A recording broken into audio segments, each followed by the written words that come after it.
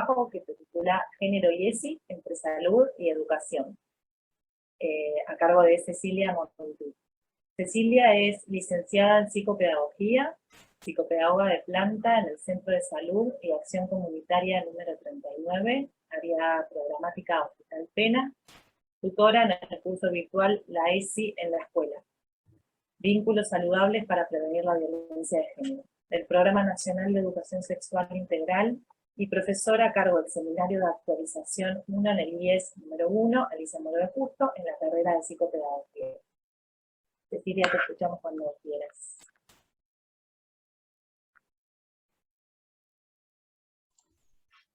Bueno, antes que nada, gracias a Mariela, a Victoria y a Verónica por la invitación. Siempre es una oportunidad, yo pienso, ¿no? En esto de repensarnos en nuestras prácticas, de tener que revisar cuando llega una propuesta, bueno, por dónde, qué priorizo, e incluso repensarnos en cuestiones que tal vez, bueno, veníamos haciendo, y es una oportunidad de también sistematizar, situar algunas preguntas claves. Quizás la idea del trabajo o de la experiencia que yo quiero compartirles, tal vez nos traiga más preguntas que certezas, ¿no? Porque a mí, al momento de tratar de plasmarlo, me hizo muchas preguntas, ¿sí? Entonces, bueno, quisiera compartir eso con ustedes.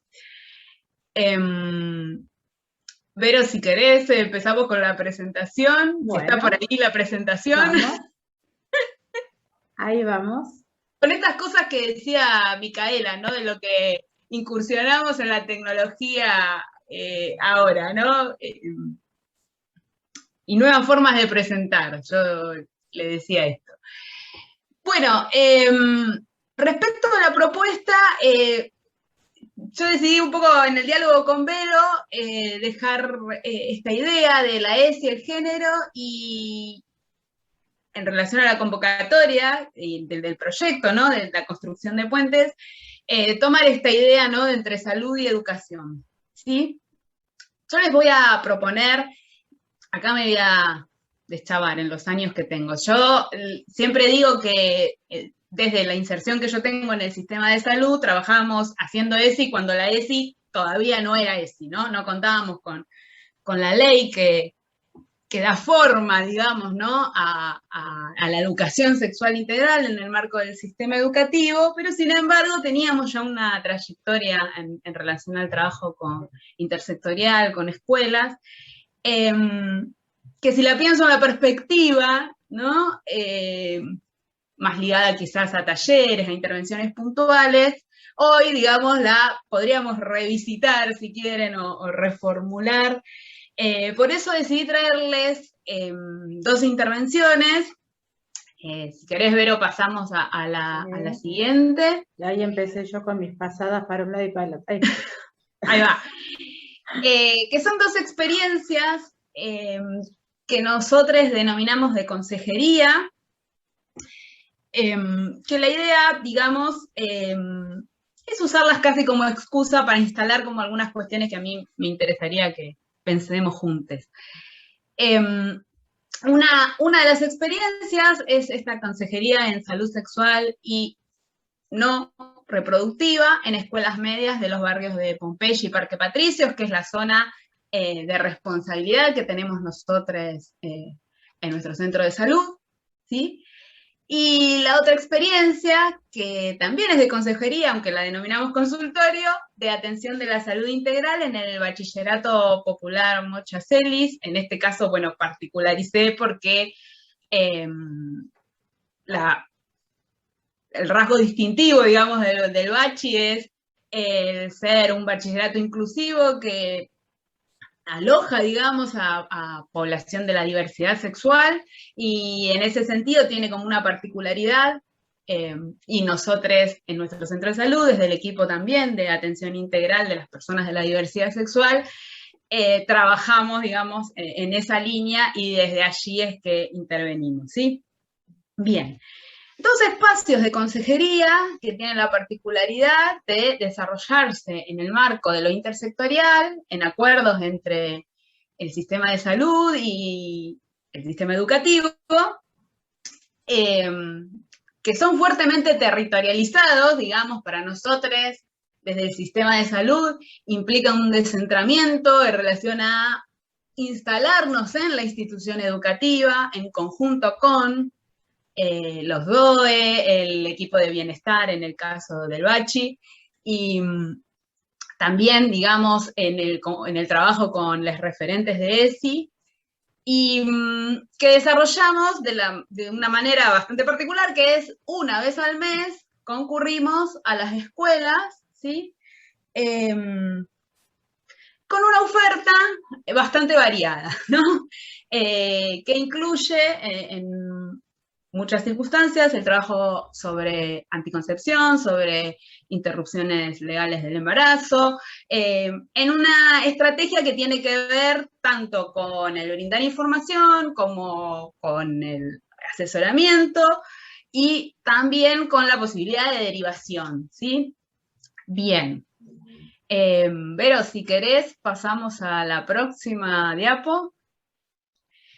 Quienes me conocen, yo vi algunas caras conocidas del seminario y sabe que yo soy como un poco fan del marco normativo, ¿no? Digamos, ¿qué cuestiones, digamos, nos sirven de paraguas en relación a nuestras intervenciones? Pero también pensar el marco normativo como que delimita las grandes demandas en un punto que tiene nuestra población y de las cuales el sistema educativo y el sistema de salud deberíamos hacernos cargo.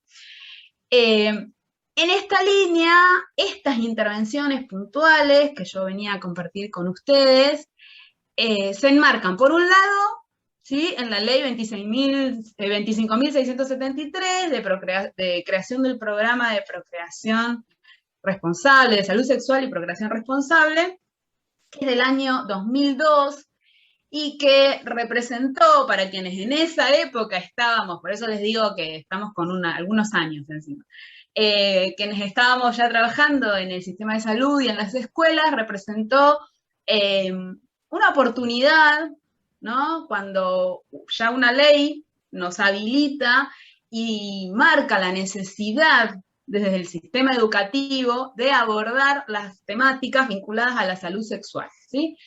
Obviamente, ahora más adelante lo vamos a desplegar, siempre en términos de la salud sexual, pero representó esta oportunidad de instalar en la escuela la necesidad de un trabajo que hasta ese entonces venía como muy ligado a iniciativas particulares, cuando no, quienes tienen sus años también recordarán, a cuestiones ligadas a estrategias casi de marketing, ¿no? Digo, la charla de Johnson & Johnson, bueno, esas cuestiones que había hace un tiempo, ¿no? En esta cuestión, ¿no?, que la escuela muchas veces se encontraba con la dificultad de abordar la temática y entonces prefería o bien abordarla vía el sistema de salud o vía estas estrategias promocionales, ¿no? 4 años después, con la sanción de la ley 26.150, nuestra ley de educación sexual integral, lo que logramos, ¿sí?, es instalar este derecho en relación a recibir educación sexual integral. Si ustedes ven el texto de la ley, la integralidad, bueno, está definida en términos de casi de una sumatoria de factores, tuvo después como bastantes desarrollos, que no es lo que vamos a puntualizar en este momento en relación a de qué hablamos cuando hablamos de integralidad. Pero lo que no podemos negar es que instala, ¿sí?, esta necesidad y, por otro lado, la obligación de, desde el sistema educativo, poder hacernos cargo de esta temática, ¿sí? Y de ser nosotros, en el sistema educativo, los profesionales capacitados para poder abordar con una perspectiva pedagógica la temática de la educación sexual. En relación con también la intervención puntual que desarrollamos en el bachillerato, pero también en la estrategia que tenemos en escuelas medias, otro hito que yo voy a marcar, como ustedes saben, el marco normativo de la Argentina en los últimos 15 años ha significado una ampliación de derechos interesantísima. Yo solamente en este caso recorté estos 3 instrumentos, pero obviamente que hay muchos más. Bueno, la Ley de Identidad de Género, ¿sí? La 26.743 del año 2012, que también, al garantizar el derecho, ¿sí? a la identidad de género, nos pone en la escuela también en un desafío, ¿sí? ¿Cómo garantizamos, ¿sí? Y cómo adecuamos nuestras prácticas, al sistema de salud también, acorde a este derecho, ¿sí? Entonces, estas 3 leyes son las que en un punto nos brindan el marco y también nos marcan qué demandas tiene la sociedad para con nosotros y cómo desde el sistema educativo, desde el sistema de salud debemos funcionar como garantes de estos derechos. Pero si querés la siguiente. Bien. Los 3 interrogantes que yo les propongo recorrer en relación a estas 2 intervenciones, ¿sí? Es, en primer lugar, ¿desde qué lugar estamos pensando la sexualidad en el campo de la salud y de la educación? ¿Sí? Es un gran interrogante para hacerse cuando empezamos a trabajar en estos temas, la posibilidad de pensar esto, ¿no? ¿Qué pienso yo respecto a la sexualidad? ¿Qué obstáculos encuentro? ¿De qué manera también tuve mi historia en relación a la educación sexual? ¿Y cómo la escuela ha abordado tradicionalmente este tema? ¿Sí? Ligada a esta cuestión, la otra punto que quisiera que trabajemos es qué tradiciones podemos recortar respecto de la educación sexual, ¿sí? Y, por último, también, ¿cómo dialogan en estas intervenciones situadas que tenemos en educación sexual integral los componentes de prevención, promoción y atención, ¿sí? Esta es una pregunta que viene muy del lado del sistema de salud, entonces aquí yo quizá también tensionarla con la cuestión de, ¿se puede hacer atención en relación a la educación sexual integral en el espacio escolar? ¿Sí? Que es una pregunta para realizarnos, yo creo, ¿no? Porque a veces tendemos como a dividir muy en compartimentos estancos, ¿no? Algunas cuestiones, y creo que es una apuesta también a veces a construir puentes, pero a romper fronteras, ¿sí? De qué manera podemos dialogar entre salud y educación. Bueno, el primer interrogante, Vero, si querés pasar la filmina, ahí bien, ahí se demuestra la edad que tengo. ¿Vieron? Es así. Bueno, yo voy a hacer como un pequeño recorrido, que me parece que es interesante para situar la cuestión, en lo que se denomina, ¿no? La producción de los cuerpos sexuados, ¿no? Acá les voy a traer una frase de una pedagoga brasileña, que es Guásira López Louro, que ella lo que nos va a decir es esto, que la sexualidad, afirma Foucault, es un dispositivo histórico. Es una invención social, una vez que se constituye históricamente a partir de múltiples discursos sobre el sexo. Discursos que regulan, que normalizan, que instauran saberes, que producen verdades. ¿Por qué traigo esto? Porque me parece que es interesante que también podamos pensar de qué modo, ¿no?, los discursos educativos y sanitarios dicen sobre la sexualidad. En este punto yo creo que no podemos, y casi nos ponemos Foucaultianos, no podemos olvidar que la institución educativa y la institución de salud, en la forma que adquirió en la modernidad, un poco como traía Elisa en esto de relación a la normalización, ¿no? Ha tenido también respecto de la sexualidad una incidencia en el sentido de determinar, de construir ciertas formas válidas de vivir las masculinidades y las feminidades, y en el mismo movimiento sancionar como anormales, desviadas, ¿sí? Palabras que no, digamos, están muy buenas, pero que sí funcionaban en esos términos, todo aquello que se apartara de esta norma, ¿sí? En ese sentido, y si querés, Vero, te pido que pasemos a la siguiente.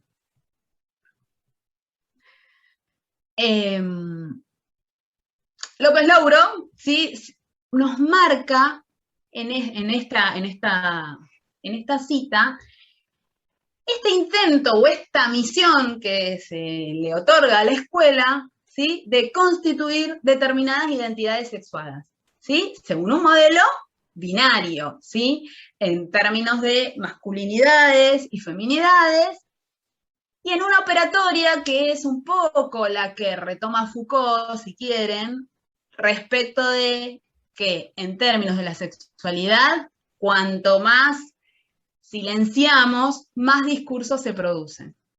Entonces yo aquí, ¿sí?, les invito a pensar si esta temática que parece tan silenciada en la escuela, lo estoy trayendo quizás, a ver, antes de la sanción de la ley de la ESI, pero incluso, ¿sí?, porque con 15 años tenemos todavía implementaciones muy desiguales, ¿sí?, en términos de la posibilidad de garantizar este derecho. Les invito a pensar cómo también en el silenciamiento, en el ocultamiento, en el de eso no se habla, se instala también una cierta pedagogía de la sexualidad.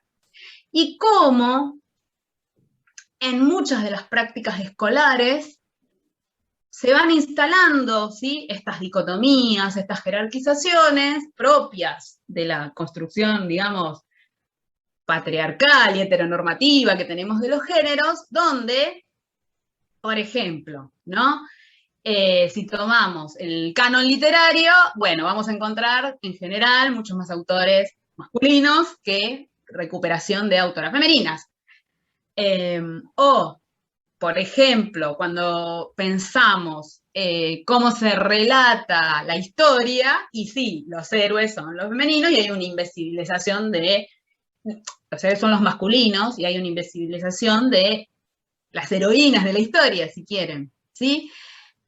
Incluso, una práctica que hasta, digamos, se sigue sosteniendo, ¿no?, esta, por ejemplo, división en educación física tan tajante entre para varones y para mujeres. ¿Qué cosas pueden hacer los varones y qué cosas pueden hacer las mujeres? ¿De qué manera habitan, por ejemplo, el espacio escolar varones y mujeres?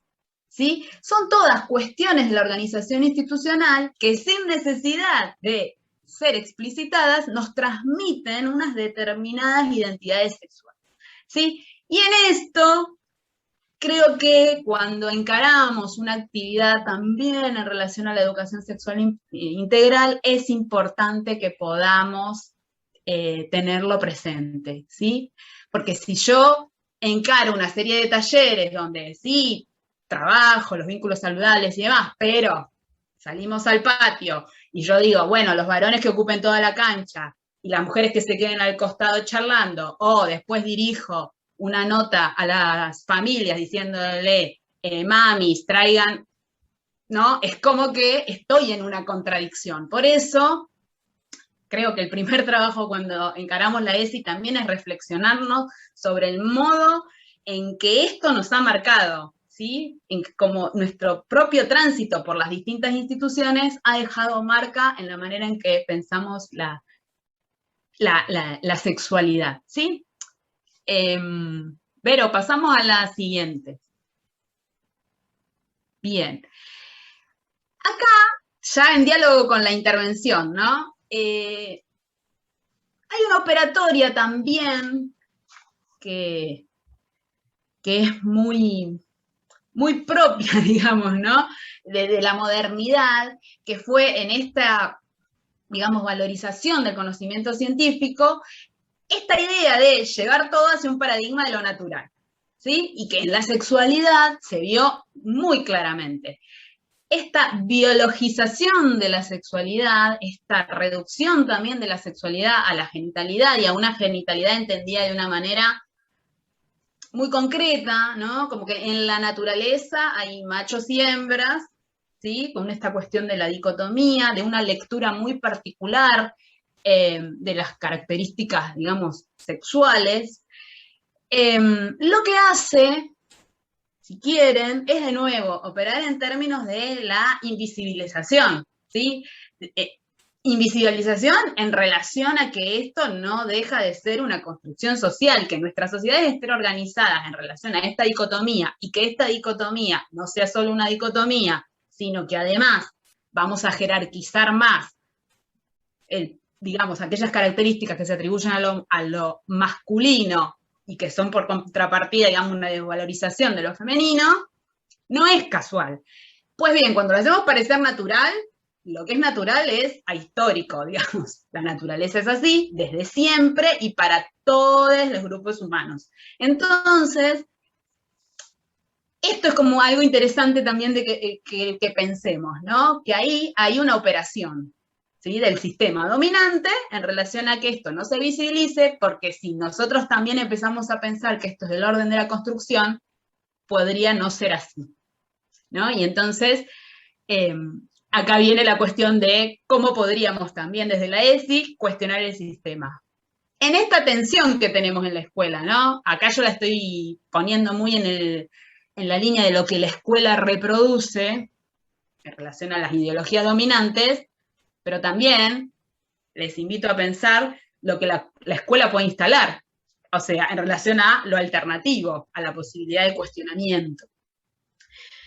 Bien, en esta línea de nuevo, y acá ya pensándolo, que ya lo dijimos, ¿no? Esto de lo natural instala también, que es lo normal, y aparece, en esto sí específicamente respecto de la sexualidad, como una idea muy de lo individual y la culpabilización, lo habrán escuchado muchísimo, ¿no? Si no se cuidan es porque no quieren, ¿no? Muy, muy ligado a un modelo también propio de la modernidad de responsabilizar a les individuos por las conductas que tienen, ¿sí? Sin pensar en todos los condicionamientos sociales, y nosotras como psicopedagogas también podríamos preguntarnos, ¿no? Sin pensar en todas las otras cuestiones que hacen que sepamos que con la información, ¿sí?, no alcanza, porque si no, la verdad es que sería tan sencillo, ¿no?, prevenir o trabajar en todas las campañas, y sabemos que tejen cuestiones ligadas a la afectividad, a los vínculos, a las inscripciones sociales, que para esos sujetos tiene esta cuestión en particular que le estamos demandando. Si querés pasamos como a la próxima, Vero.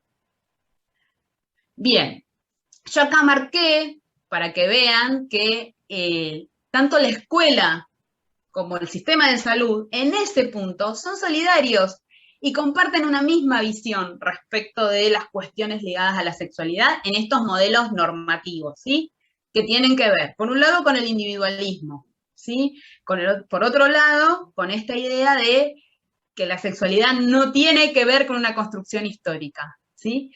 Por otro lado, el lugar en general de saber que ubicamos a los docentes o a los profesionales de la salud frente a la pasividad de los estudiantes, los pacientes, bueno, ya su mismo nombre. La idea también del racionalismo, digamos, ligado a lo científico, a lo tecnocrático, y por otro lado, esta idea de que en sexualidad se podría construir un saber universal y verdadero, ¿sí?, y válido para todos quienes nos consulten. Bueno, si quieren pasamos a la próxima.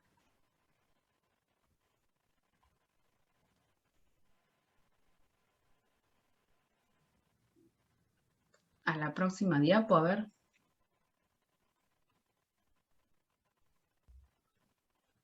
¿Esta? Sí, exactamente, esa. Perfecto. Bien, bien. ¿Por qué? Todo esto para concluir en que en general, y esto acá voy a traer un texto de Graciela Morgade, que es como muy interesante para repensarnos en nuestras historias, digamos, en relación a la educación sexual, y no solo nuestras historias, sino cuando nos insertamos en las instituciones a ver cómo pesquisamos estos modelos.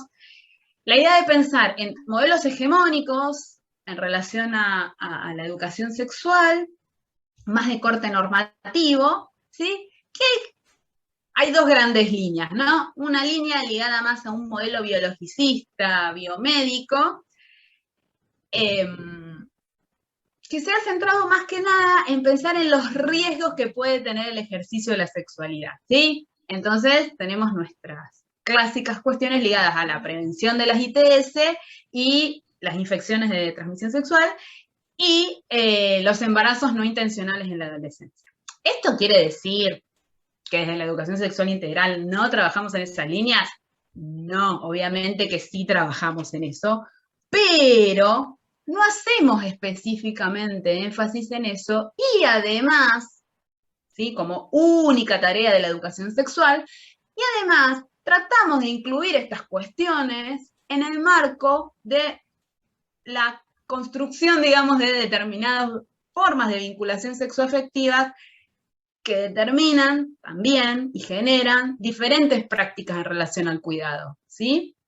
Una cosa es que yo diga, tenés que usar preservativo porque si no, ¿no? Con un énfasis muy en el riesgo individual, muy en los peligros, en los temores que implica la sexualidad, y otra cosa, ¿sí?, es que yo lo pueda trabajar en relación al cuidado, en el marco de un vínculo que no necesariamente tiene que ser heterosexual, que poder abrir esa cuestión ya es, digamos, subversivo al interior de la escuela, ¿sí? Y de la misma manera entender qué cuestiones suceden, ¿sí?, cuando al interior de un vínculo se tiene que dar la negociación del uso del preservativo, por ejemplo, ¿sí?, que allí hay también atravesamientos de género. O cómo se da esto de quién es responsable del cuidado, donde también vemos una feminización de estas cuestiones, ¿no? Donde recaen sobre las mujeres estas cuestiones. Entonces, de eso, tener una lectura es una diferencia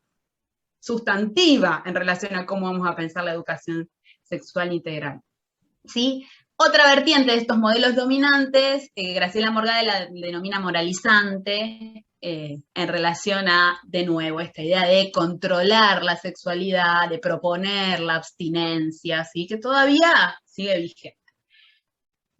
Cuando nos proponemos, digamos, trabajar la educación sexual integral desde la perspectiva de género, nuevamente volvemos sobre esta idea de que el género es una construcción social, ¿sí?, que no es homologable al sexo biológico, sino que sobre determinada característica biológica, ¿sí?, que también podemos pensar es una asignación, ¿no? Al momento de nacer, alguien dice, en relación a una observación y a cierta estandarización de determinadas características, bueno, esto lo vamos a denominar varón, y aquí mujer. Sobre esto se construye, ¿sí?, toda una serie de expectativas, de mandatos, de estereotipos que delimitan la manera en que vamos a vivir nuestra experiencia sexual, ¿sí? Entonces, no podemos soslayar, y en la escuela no está bueno que lo soslayemos, ni en nuestras prácticas en salud, esta idea de que esto implica desigualdades, jerarquías, inequidades, ¿sí?, relaciones de poder que tendríamos que interrogar, ¿sí? Bueno, pasamos, si quieren, a la próxima. Yo aquí decidí traerles, porque, de nuevo, ¿no?, cuando pensamos en los modelos más normativos, en general, la idea y el discurso se plantea en términos de la prevención, ¿sí? Tenemos que prevenir las ITS, tenemos que prevenir los embarazos no intencionales. Sí, tenemos que prevenirlos, no estoy diciendo que no. Pero cuando ese es el único, digamos, eje de nuestra intervención, ¿sí?, en relación a una idea muy ligada al riesgo, que invisibiliza toda la cuestión de la sexualidad también ligada al placer, ¿sí?, al vínculo con los otros, corremos el riesgo de deslizarnos, ¿no?, hacia cuestiones muy normativas. Por otro lado, tenemos un discurso más ligado a la promoción, ¿sí?, a la promoción de la salud. En la línea de pensar qué transformaciones, ¿sí?, nosotras en las condiciones de vida tendríamos que tratar de instalar para poder realmente impactar en la salud, modificar algunas cuestiones. En esta línea nos planteamos también la cuestión de la perspectiva de género, ¿sí? Realmente, si nosotros queremos tener como algún impacto en relación a los números que tenemos para la violencia por motivos de género, digo, ¿no? Femicidios, travesticidios. Si queremos también, ¿no? Generar mejores indicadores en relación a la salud sexual de nuestras adolescencias y adulteces y niñeces, ¿sí? Es importante esto, que podamos interrogar las condiciones en que esto está pasando, no solamente como algunos hechos puntuales. Por otro lado, en la línea de la atención, ¿sí? La traemos en relación a, bueno, cómo esto se concreta, ¿no? En nuestra práctica. Lo traigo porque es pensar esto, ¿no? Muchas veces pensamos que al interior de las escuelas, bueno, podemos trabajar en la línea de la prevención, la promoción, pero yo les invito a pensar, ¿hacemos atención? ¿Podemos trabajar en esto? Es una tensión que nosotros tenemos mucho con las escuelas, ¿no? Nosotros tendemos a llevar, digamos, métodos, provisión de, digamos, de preservativos y demás, y ahí, digamos, entra como en esta cuestión, ¿no? Como si la atención fuera propia solo del sistema de salud y quizás lo otro sí podría ser como más ligado a lo educativo. Este lo dejo como interrogante, ¿no? Para que lo discutamos después. Si quieren, pasemos al siguiente. Pasamos al siguiente, Ceci, porque nos queda Nati todavía para hablar. Sí. Bueno, voy rápido con esto. Dale, La perspectiva de las consejerías. Sí. Con este podemos concluir porque es bien. ¿De qué? Porque claro, gracias, yo les digo perdón, todo el tiempo lo que no es. Todo el tiempo lo que no es. En el marco de las consejerías, sí, marcar acá desde qué perspectiva la trabajamos, ¿no?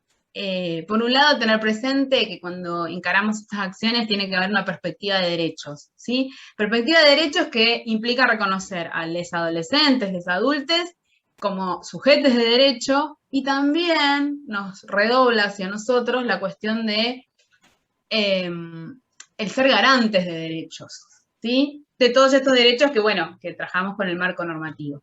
La perspectiva de género, que ya la traje, ¿sí? No podemos negar cuando intervenimos en educación sexual integral estas relaciones de poder que habitan, ¿no? Las escuelas y la sociedad.